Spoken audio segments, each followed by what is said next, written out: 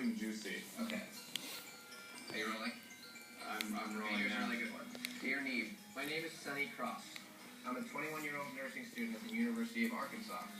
I'm in an online relationship with the greatest guy ever.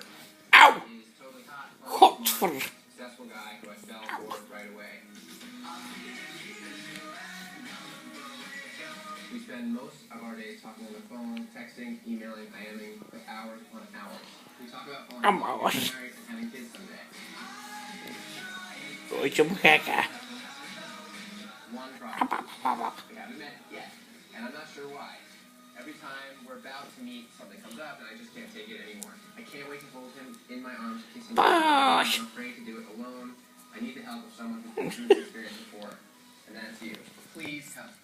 I'm desperate to finally put an end to Otje. guessing and meet the man. Ui Otje. Wow. Otje. I want to go meet this girl, and I want to help her and take her to meet the guy of her dreams. I'm gonna video call her. Ready? Let's see. Hello? Hey, Neve here.